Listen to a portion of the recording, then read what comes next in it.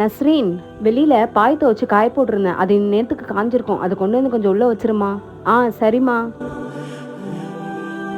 ஏண்டி, எத்தனை தடவை உங்ககிட்ட சொல்லியிருக்கேன், படுக்கிற பாயை இந்த மாதிரி நிப்பாட்டி வைக்க கூடாது, படுக்க தான் வைக்கணும். எதுக்கு கொண்டு வந்தீங்க நிப்பாட்டி வச்சிருக்க? ஏமா இப்ப என்னமா ஆச்சு? பாயை நிப்பாட்டினா என்னமா ஆயிரும்? பாயை நிப்பாட்டி வைக்க கூடாதுன்னா நிப்பாட்டி வைக்க கூடாது. அதான் ஏமா நிப்பாட்டி வைக்க கூடாது? இவ ஒருத்தி இவளுக்கு எல்லாமே விளக்கமா சொல்லணும். மவுத்தானவங்க வீட்டுலதான் பாயை இந்த மாதிரி நிப்பாட்டி வைப்பாங்க. நம்ம வீட்டுல நான் மவுத்தா ஆயிருச்சு, இந்த மாதிரி பாயை நிப்பாட்டி வச்சு நீயே மவுத்த வீட்டு கூப்பிட்டு வந்துருவ போலியே. அஸ்தக்ஃபிருல்லா, பாயை நிப்பாட்டி வைக்கிறதுக்கும் மவுத்துக்கும் என்னமா சம்பந்தம் இருக்கு? எல்லாருமே ஒரு நாள் மவுத்தாக தான் போறோம். யார் எப்போ மவுத் ஆவாங்கன்றது அல்லாஹ் ஒருவனுக்கு தான் தெரியும். பாயை நிப்பாட்டி வச்சா வீட்டுல மவுத்து வந்துரும் அப்படின்றதுலாம் சுத்தமான மூட நம்பிக்கைமா.